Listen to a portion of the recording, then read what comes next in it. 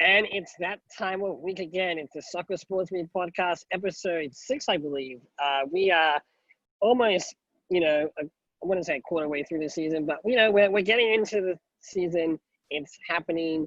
It's a big, big, big weekend. It's going to be a lot of football, a lot of excitement, and a lot of drama. A lot of teams going head-to-head with big rivalries and big histories. It's going to be exciting. We have our co-host, usually Victor, who is in a Liverpool jersey this week, finally for the first time in a long time, gearing up, getting very excited for this weekend. And Catherine, back in her Wallabies jersey, celebrating the draw against the All Blacks in the Bledisloe Cup that was happened this weekend. Yes, Victor and Sam have no idea what I'm talking about because that is rugby, not soccer, which is what we're here to talk about. And Sam, in the top corner, our moderator of the week. Everyone, I'm not gonna lie, I'm pretty nervous. Normally, when it comes to this type of weekend with such a big fixture like the Merseyside Derby, I have very, very low expectations. The fact is, we have not won a derby in 10 years. And this Saturday is going to be literally 10 years to the date since we've last won a derby. But for some reason, this year is different. The atmosphere, the team, the ladder, where we're positioned, what the possibilities can hold. Victor, as a Liverpool fan, are you feeling these nerves as a Liverpool fan? Do you think this is a year that Liverpool may actually lose the derby? Honestly, I don't know about nervous. It's weird, especially coming off the result that we're coming off of, but I think I'm more excited for the first time in a while. I don't think it's in me, like, even when I first started supporting the club in, like, the early 2010s and we were, like, terrible, even then we weren't losing to Everton. So now when we have our best team since the 80s, I'm definitely not worried about losing to Everton. But it's definitely going to be a great game. Like, all jokes aside, like, you guys are top of the league. You guys have won every single game. You're scoring goals for fun. Your new signings look amazing. You have an amazing manager. So I think just, like, reading around what other Liverpool fans are saying, I think Liverpool fans as a collective are more nervous for the first time in a while, that's for sure. I wouldn't say myself personally more excited is the right word, but for sure – it's definitely for the first time in a while where we are worried we might actually not win against you guys. Catherine, coming as a defender yourself, Everton have picked up an injury as a defender, Luca Dean. He will most likely not be playing in the game. I want to ask you, when it comes to playing against your rivals, what are tactics that your manager or I guess one of your coaches for Americans who would tell you to do when it comes to these type of tough games? Do they say go out and break players' legs? What's the kind of tactic as a defender that that might be different when you're playing against your biggest rivals? Well, I think when you're playing against your biggest rival, it's kind of there's two outcomes. You either rise to the occasion or you kind of crumble. I think they would obviously tell their players to start strong and almost keep it simple at first. And like with defenders, it's usually go really hard for a tackle, make your first tackle really, really hard, and kind of set the tone for the game. But I think this game should be interesting actually, because I think, Everton, they've had a very, very good start, but they haven't played any, big teams that were in form. So I think actually if they win tomorrow, I think that will finally kind of solidify their statement of we're actually going to do well this year. Because everyone kind of thinks, they won't slip up and not finish top 6. But is it too early? The way I see it, it could be too early for the fact, because it's still so early in the season. We haven't even played 10 games yet. Yet the fact is we are top of the league. Do we think the derby is obviously it's how the draw works, etc. But in order to actually see a proper test of where Everton's at, I generally would say after 15 games, if we're in the top 3 or 4, that's when I kind of be like, okay, this is going somewhere. It's more you every week come in and talk about how great your team is, and how amazing, how you're going to win the league. I think until you play a tough opponent, it's almost until you play the reigning champions, you know, Liverpool, but a team of that caliber, it's very easy to say, yeah, we're doing really good, our players are doing really good, but you don't know if James will show up in the big games. You don't know. This is the biggest game for Everton, for both, you know, Liverpool reigning champions. So I think it's one of those. I'm still kind of saying, you know, if one or two players on that Everton team get injured, I really think you'll crumble. So your squad depth isn't good enough to do really well. But I think if you beat Liverpool, I think it'll make a real statement. You may say it's a bit early on, but you know, the sides that could beat you and who are actually in form, you know, Liverpool would be considered one of them. So if you can knock them off and manage to take 3 points away from them, that's a big deal. Victor, I want to ask you, there's been a few players that have done a lot of scrutiny over the last few weeks. The last couple of weeks in the Liverpool squad. One of them, in my opinion, Van Dijk. I think hasn't played his best football. How important is it for him to really step up this weekend? And I'm obviously going to pass on the contrary to Catherine if she wants to answer as well. On Everton's side, Jordan Pickford has also been getting a lot of slack, so much so that we bought a new keeper in the transfer window. How many games do you think he's going to have? Victor, first, I want to hear from you about Van Dijk. What are your thoughts? I think Van Dijk is fine. It's like he's not always going to be that near perfect level that we've kind of gotten so used to him being at. He's messed up once or twice already this season, but even like that Villa game, our whole defense was just terrible, including the keeper. It was just I still really think it was just a freak game. I don't think he really has like a statement to prove or anything like that, because I think Van Dijk is just consistently good. So it's just when he's this might be a bit of an exaggeration, but it's similar to Messi and Ronaldo, who are the best in the world at what they do in their position. So like if Messi gets like an assist or like doesn't score for like 2 games, everyone's like, oh, what's wrong with Messi? What's wrong with Ronaldo? Because we're so used to them just being incredible. I feel like Van Dijk has kind of reached a similar level defensively, similar to like someone like Ramos, who's been at the top for so long. So it's like when he makes one mistake, when he doesn't have the best game, when a freak game like that, the Villa game happens, everyone's like, whoa, like, is he suddenly terrible? Like, I don't really like read into that too much. Like, I think he's okay. I think Pickford is under a lot more scrutiny for a better reason than Van Dijk is, for sure. Oh yeah.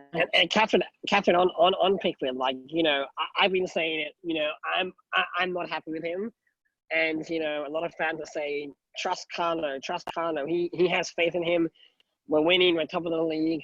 I heard some comments from a few friends of mine saying, I don't care, like if he's not playing well. If we're winning or scoring four whatever goals, you know, it's fine. Keeping him there. But for me personally, and I want to hear what you have to say, is I think, you know, those 1 or 2 goals against quality teams are going to be the crucial moment in his factor in his career, whether he stays or whether he goes. Yeah, look, as in, because conceding those goals in those, you know, when you start getting to tougher opponents, you can't always consistently score 4 goals. So the technique of outscoring opponents, you're seeing it with Leeds, where when they play tougher team, their outscore opponent technique is not going to work. So you need to, you know, usually the teams that win the league are actually the teams that concede the least, because, you know, you have to score less. It's just logic. So yeah, I think he's under a lot of stress. I think bringing another keeper, making it competitive will help. You know, I said they should have changed and they should have either Pope in or Henderson, because I don't think he's a bit of a mess at the moment. And when a goalie's confidence, you saw it with Kepa, when a goalie's confidence is really low, the mistakes they make just get worse and worse. And I think Pickford, you know, yeah, you guys are outscoring, but letting in a lot of goals that you shouldn't be letting in. And if you're playing Liverpool, where you don't get 100 chances to score, conceding one sloppy one will kill you. I'm really interested to see how Salah's going to go up against this Everton team, because, like we said, it's a very different team than what we've had in the past, and I'm really interested and intrigued to see what's going to happen. And I was actually reading something today. It's actually hilarious. You guys will probably like get a good chuckle out of this. The last time when Everton actually won the derby 10 years ago, guess which players were in the team? We had Mikel Arteta. He was our midfielder before he got sold on deadline day. We had Yakubu was up front with Tim Cahill. That's how long it's been. It's so crazy. It's just become like a running joke in the whole club, and that's why it's going to be exciting. Look, I'll be brave if I was to say a prediction. I'm feeling a 1-0, but I'll be happy with the draw. If I'm being totally honest, I'll be happy with the draw.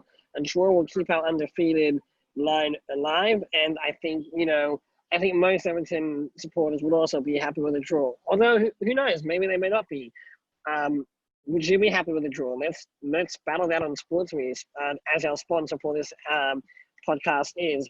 Victor, one final word before we move on from the derby. We can come back to it later, but what is your prediction? Do you think Liverpool will get there over the line? Do you think there is a chance of an upset? What are you thinking? I think there's always a chance of an upset. Of course, like, form goes out the window during a derby game. Like, that's the old saying, very true. Especially when there's been an international break. So it's just going to be who's going to be better on the day.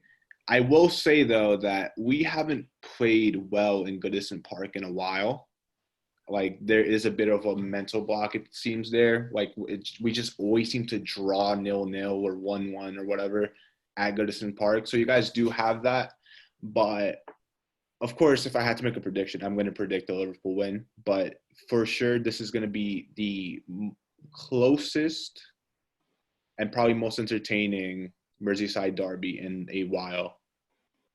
And I'm already feeling the shaking, and I'm already feeling the nervous. Now, moving on to another game that's going to be interesting, and Sam, being a Watford fan and part of that era and part of that place, Tottenham versus West Ham. It's a London rival.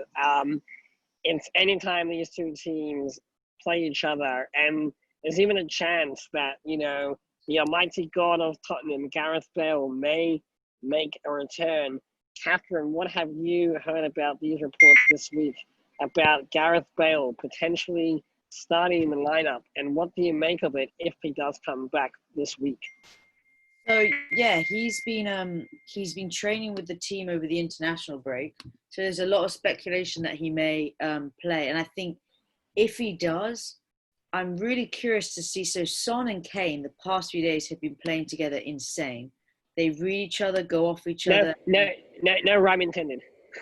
They read each other, go off each other, and it's just been it's been really good to watch. And so I'm curious how it will be adding someone like Bale in, if he'll add to it or if he'll take away, because he's a big name player. He has a point to prove. He has not done well at Real Madrid. He has a point to prove to the fans and to the club. So he can you never know if he's going to be a team player or if he's going to go off it and try and do this whole individual and prove this big thing that he's Ronaldo equivalent and can do it himself. And on that point, I wonder what is it about Bale? Like, if you're in a team of Tottenham, like you mentioned, who would you take out? I mean, Bale. Obviously, Bale is Bale, and we'll see whether he can readapt to play in the league. But the Tottenham team already is as good as it is. Who misses out? Oh, that's like it would be Lamela or Lucas Moura. You wouldn't take out Son or Kane. He would just fill in easily on the wing. That's not a hard decision to make. I think that's pretty easy. He's got a slot almost there made for him. It's just it'll be, if he plays, it'll be what type of Bale are you going to get? The old Tottenham loves the team, works for the team, or kind of someone with a chip on his shoulder? But in saying that, like, obviously we always talk about him every week with Rodriguez. He also has a point to prove, and he's a top player. But I guess coming into a team that's not a good team, there's a difference than coming into a team that's already a good team. The player type is different. James is a playmaker. He's someone who his best work is by bringing other people in, playing those passes. He's a playmaker. Bale isn't a playmaker. Bale is an outright forward, winger, but his job, he wants to take people on and score individual goals and just get as many goals as possible. He doesn't get as much. He's never been praised for his playmaking ability and being able to feed in his crazy goal, like the one where he someone completely, or when he cuts in and does those crazy goals, like that's the Bale that we know. Whereas James is a different point. His is all about his passing and how well he links with others. So it's two different players there. I was actually going to ask you a question. You can definitely respond to what Catherine has to say, and even potentially start a battle on sports. Is Bale going to play? And if he does play, will he be as good as he is? I want to ask, and obviously, please feel free to respond. Mourinho and Bale.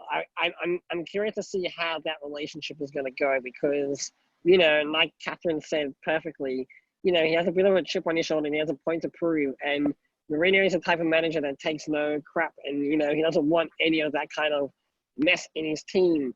Is there any chance that those two may clash heads at one point throughout the season, and could that be detrimental to the team, even though Bale's only there for a season? So firstly, I just want to respond to what Catherine said before I respond to your question. I actually think that Bale's playmaking is a bit underrated. So I'm looking at his numbers right now. In 171 La Liga appearances, he had 80 goals, 46 assists. In the Prem, 146 games, 43 goals, 31 assists. There was one season in La Liga where his best season, he had 10 assists in the league, 19 goals in 23 games, which is insane.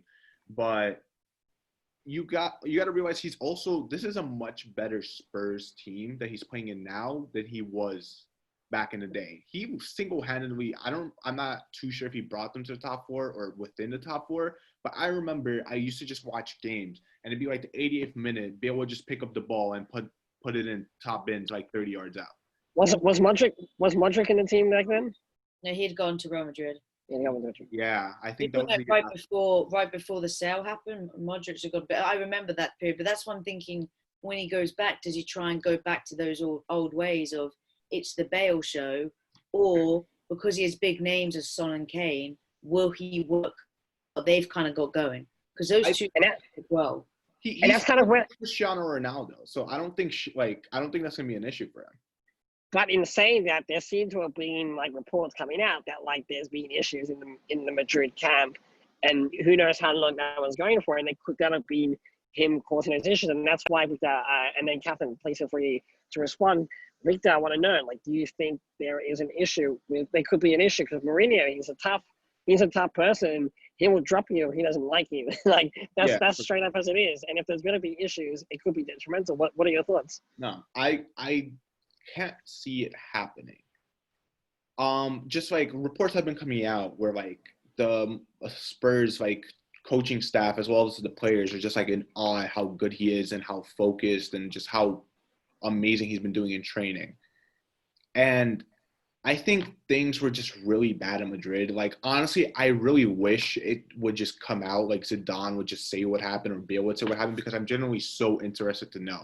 Because he was just incredible, and out of nowhere, it just kind of all crumbled.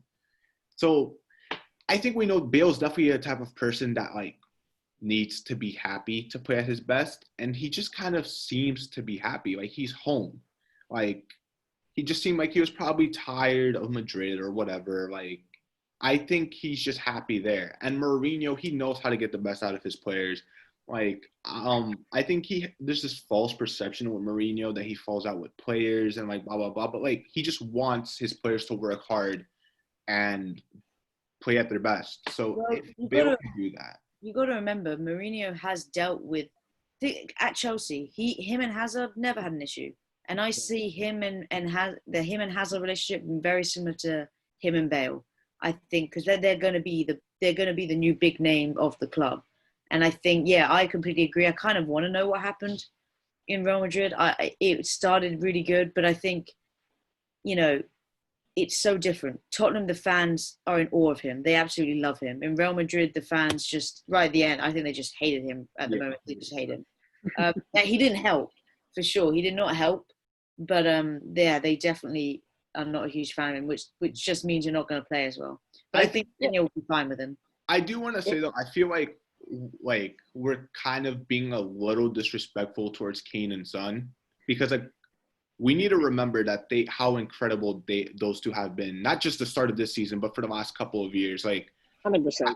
Yeah, I think like we think of Bale and Spurs, and we think of Bale's in that like really crappy Spurs team. Like this isn't that anymore. This is a team that was in the Champions League final 2 years ago. This is a team that's consistently getting top four with a world-class manager now. They have Harry Kane, in my opinion, like when in form, is one of the best strikers in the world. So I think we have to remember that, and it's definitely not going to be like last time. And for that reason, I also don't think he even starts this weekend. I think he's just going to be eased into the team a little bit because they can afford it. We can't forget that their last game was a 6-1 win against Man U. Like, so I think he will probably play maybe 30 minutes, 45 minutes. I'd actually be surprised to see him start. Yeah, he'll come on as a sub.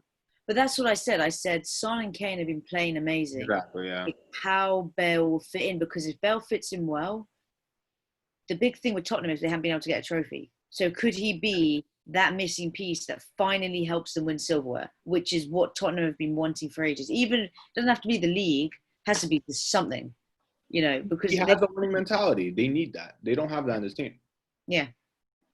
100%. And which brings me on to my next topic, because talking about, you know, key players in various teams, another big game this weekend, and it's, you know, based on position on the table, Villa versus Leicester. That's going to be an interesting game. I'm actually really excited to see what comes of those two opponents. 2 versus 3, both three games undefeated.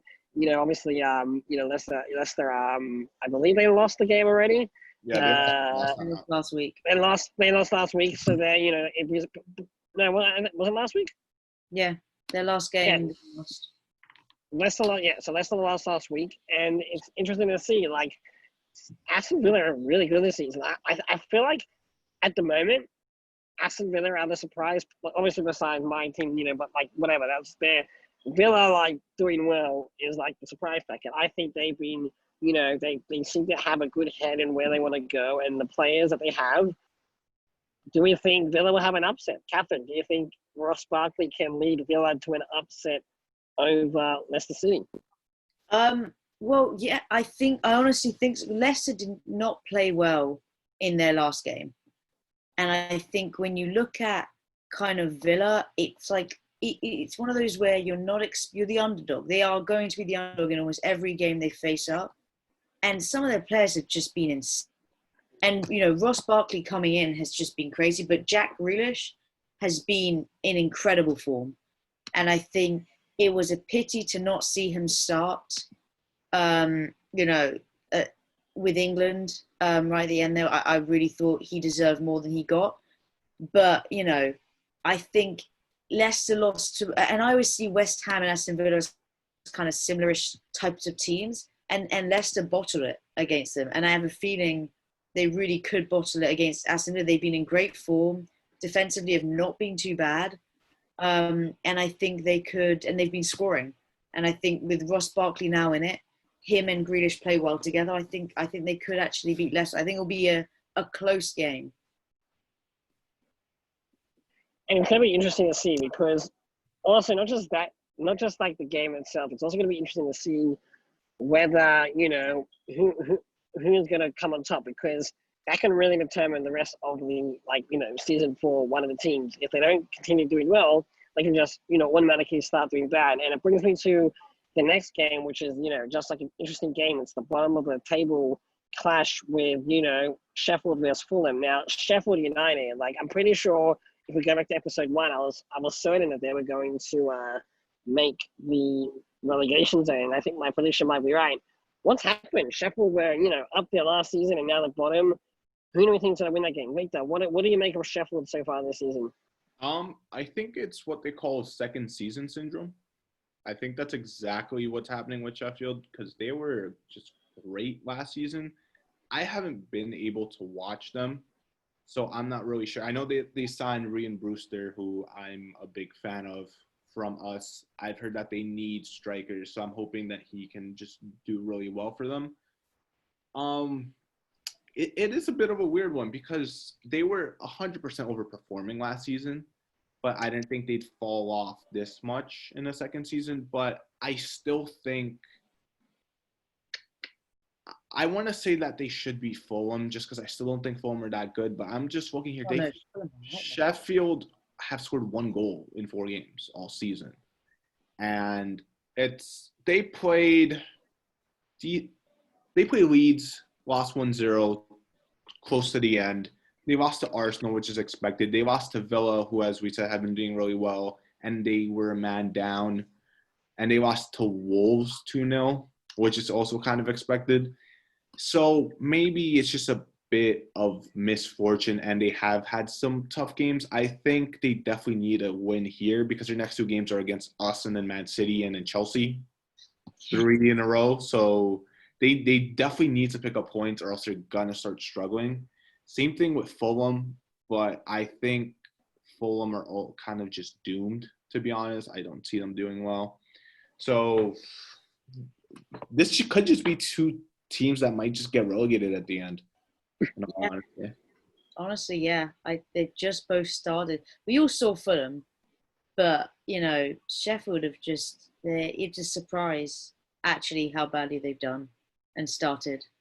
Because they caused way more problems last year. I don't know, but I think if it's one of those things though. If Fulham is actually going to win any game, I think it could be this game, only because Sheffield are in such bad form, and Fulham.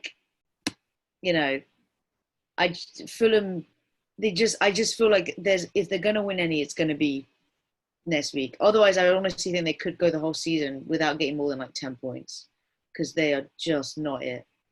But I guess on that point of speaking about teams who are in bad form, Manchester City, they're in 14th place and they have a very, very tough opponent of Arsenal this week. And Arsenal coming off their few signings. This is going to be a huge test for City, and they really need to start firing. Victor, City needs to fire up, or else someone's going to get fired very, very soon. What are your makes on the City game? Will they show up and deliver, or will it just be the classic City we've seen all season, and Arsenal are just going to cause a riot? Maybe a 3-0 or 4-0. No, I definitely don't see that. As Arsenal against the big clubs, never. They've been better. They've definitely been better, but they've been better because they've been playing a defense-first type of game against these bigger sides. Ever since Arteta's come in, they beat us, I remember, with 2 shots, 3 shots maybe, and we had 20, and we just lost 2-1. So if they can put in a good defensive performance, I think Arsenal could win it. But I think Man City should win. I think this international break came at the perfect time for City. They gave them some time to kind of just relax. Pep might have had time to rethink a few things. Their new signings are going to be a bit more, what's the word I'm looking for? Settled in.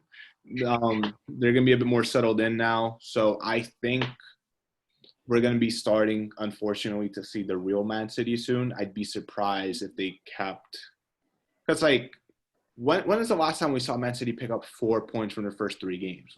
They usually don't lose or drop points for the first couple months. So this is definitely a bad start for them. But I think they're just too good to keep this up. I think I don't know. I see Arsenal beating them. You got to think Arsenal being in decent form. They've also got Partey or whatever his name joining, and I think that will really shore it up, and I think it will help Arsenal a lot. And I think they've been doing good, but he's what they've been missing. That I think 100%. We could actually see Arsenal beat Man City if they don't come out all guns kind of blazing and back to their old self. And defensively, I don't think I think they will do too well. I think they still haven't sorted it out. But I also don't think Akiva Pep is going to get fired this year. I think he'll have to do really badly to get fired. Yeah, I only see Pep leaving if they don't get top four. But I don't want to underestimate Arsenal for sure. I said I see them getting top four in the beginning, and last week I also mentioned how them signing Thomas Partey is just huge for them. So it's just weird. It's just so weird to me that I'm so used to Man City just winning all the time. It's so hard for me to be yeah, Man City is going to lose that game because I'm just so not used to it. But I think if Arsenal do win this game, I honestly think we might see something similar to that Leicester game against City because Arsenal are incredible on the counterattack. They have so much pace. Aubameyang is just insanely quick, insanely clinical. So we could honestly, it's similar to Vardy. I think they're a very similar type of player. I think Aubameyang is better even. So we could definitely see something like that. It's definitely going to be a good game though. So we have the Merseyside derby, and then a few hours later we have this game. So I know what I'm going to be doing Saturday. So 100%. And I think I didn't see many other fixtures that we should be talking about this week. I think, obviously United, they need to really start firing up. Newcastle seems to be doing, pretty well, that they could probably cause another upset. And yeah, Chelsea, Catherine, is there any, couple minute words you want to speak about Chelsea before we go into our hot fuzz or our hot take of the week, as we say every week? No, I just hope we win. That's my okay. word. Okay, so my hot fuzz of the week, I actually have two this week, which is a very interesting week. I got one was that I got interviewed by Optus Sports. Thank you to Jake Rosengarten. If you are listening, most likely not, but in case you do listen one day to this podcast, it was very interesting. It was a article that was about what is it like being a football fan outside of the UK, and it's something that I speak about to my friends a lot because they don't understand. I spent a couple of years in the UK, and they always ask me, why am I an Everton fan? Why do I care so much about the Premier League? I'm not from England, and it's great that we have two different people, Catherine, one being someone from England, and Victor, you being outside of England. Firstly, Catherine, moving to America and seeing the effect that the Premier League has around the world, what are your thoughts as someone from England and someone who's born in this footballing culture, to see New Yorkers or to see people supporting Premier League teams, and what do you make of that? I think it's great, but it's the best league in the world. I think no other league is as competitive. The MLS is a mess. It's not that good. It's where they go to retire. So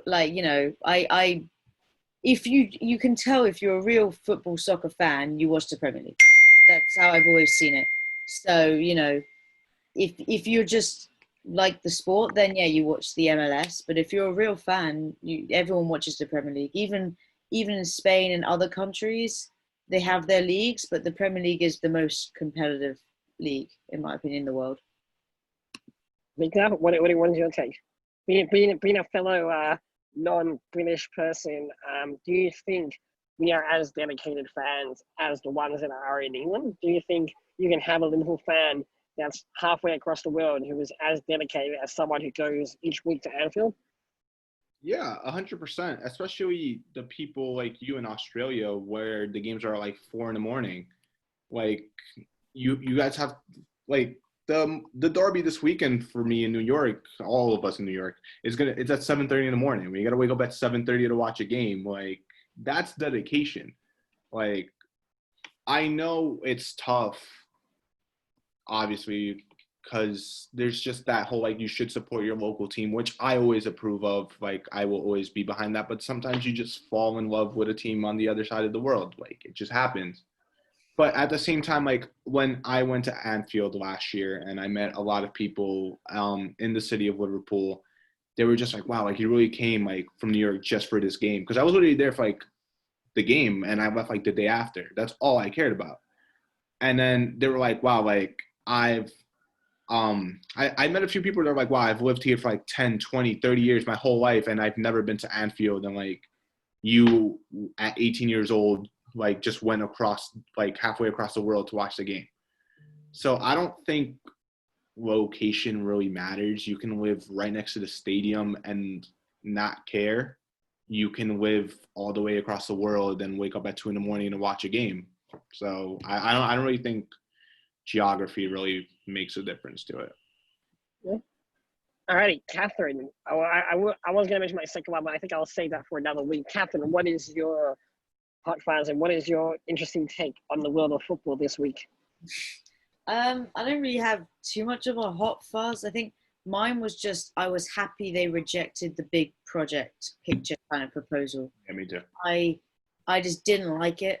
You know, I didn't like giving certain teams more power than others. I didn't like scrapping the EFL cup. I just, there was a lot about it I just didn't like. I didn't like having less teams in it. There was a lot. So, yeah, it was a League Cup and Community Shield. You know, I enjoy watching the Community Shield and all those things. So it's just for money, and I understand with COVID, they need to find kind of more ways to get it. But this special voting rights would have really killed the Premier League. And so that's my hot fuzz, is I'm happy that literally everyone rejected it because it was a stupid idea. And Victor, being a Liverpool fan and obviously one of the teams who really put with I believe it was United who put the proposal forward. What do you make of it all? Because it sounds very greedy. If from an outsider's perspective, if you don't understand what's going on, you just see it from like an outsider's perspective, be like, what the hell's going on? That just would never fly in any American sport. Yeah, no. I don't think any real fans really approved of it. Like I saw a lot of Liverpool fans saying like they were kind of embarrassed that it was Liverpool kind of like spearheading all of this, and I was one of those. I didn't like, the only good thing that was coming out of that was the lower level teams getting a cash injection, which I think should be happening anyway. Like what happened with Bolton, what happened with Bury, who literally had like to stop last year, Wigan this year. I don't think that should be happening at all. Like I hate seeing these super old historic teams just not have money, have to fold because of that. But besides that, it's literally just a cash grab. It's just trying to have more power in the hands of the bigger teams, which I never approve of. It's like what Catherine said a few minutes ago. Like, we love the Prem because it's just so even, and like that kind of would have taken away from that, and I just did not like it at all. But we gotta remember that it's these people are business owners. They want to make money at the end of the day. So I get it, like kind of in their shoes, but I hated the idea. I'm also happy. I know this like obviously doesn't even compare, but like this is probably the only time that I'll ever compare the Eurovision Song Contest and the football in the world. But the way it works in the Eurovision Song Contest, in case any of you are interested, is that they have like a big six in Europe in the contest that always qualifies for the final, and then the other teams compete. But there doesn't seem to be any segregation. Like UK have never made the top 10, and they haven't done well. Yet they're still in the final. I'm not saying it's going to help teams do better or worse, but what I'm trying to say is like it's just so bizarre. And like again, like, and Vic, like you said in Captain, like they just want to make money, but it's just such a bizarre concept to bring up. Like why? Like why do you want to have that reputation of tarnish of being that winning team? It just bothers me, and I understand it. Sam, if you have an opinion about the deal, please feel free. We would love to hear what you have to say. Do you think a deal like that in American sports would really just not fly? And how on earth, like, how does even someone come up with that? No, I mean, at the end of the day, sports is a business, and so they were trying to get as much money as possible without, taking, and they would take away kind of a lot of, I think, the fans like respect and credit because of everything that we've just said. Like the Premier League is the best league ever because it's the most competitive. And that's what my dad has always taught me about this league. It's like it's the most competitive thing. So like literally any team can win it at the end of the day. So it would have been dumb and very Americanized, I think, to get money involved. per se, and put a money wall in front of the top six, and then the next 20, 30 years, it would have been the top six every time. And then you lose views and everything. It would be terrible for the bigger picture at the end of the day. And I guess this will be my question to our viewers, our 23 viewers this week, actually. What do you think? Do you think that this deal would have just destroyed the Premier League, or do you think it would have been successful? Battle us on SportsMe. To end off our podcast, I wasn't even going to let Victor have a go because it's a derby, and I just wanted to have some kind of rivalry and just end the podcast, on a high. Victor, what's your hot fuzz this week? And, what do you have to say about the week of football coming up? Yeah, no, mine is definitely about the derby, and specifically the fact that Thiago and Mane are back in training. They have successfully recovered from COVID, which is a whole different story that we already talked about on SportsMe, where Ronaldo getting COVID and other players testing positive. But I'm just happy to have two world-class players back right in time for this game. Mane especially, who always seems to just tear it up against Everton. And I just can't wait to watch Thiago play more often. It's just weird because it's like we signed him, he played once, and then like 45 minutes where I just got to see how incredible he is. And it kind of looks like you got to wait to see that again. So I've been dying to see him play. Do you think the matchup of Thiago versus James is going to be something interesting of who's going to be the player that's going to step up for the team? What are your thoughts? It'll be interesting, but I think the player who's going to step up for us is going to be Salah. I think he's had a bit of an under-the-radar start to the season. Scored twice against Leeds, scored twice when we lost 7-2, so it makes sense that no one's talking about it, but still got 2 goals in that game and looked like the only person who really cared on the field alongside like Jota and Robertson. So I'm excited to see that. But in terms of playmakers, it will definitely be Thiago versus James. It'll be interesting to see because when Thiago played against Chelsea, he played the number 6 defensive mid role.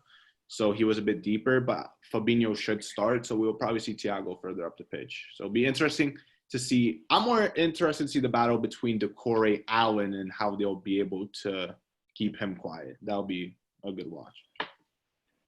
Catherine, do you have any last words before we wrap up this week? No. Go Chelsea. Sure. Okay. And that's another episode of the SportsMe podcast.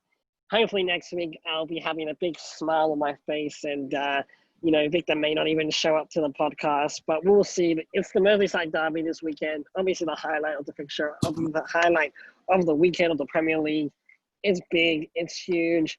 Football is back. I'm excited. Thank you all for listening. We'll see you next week.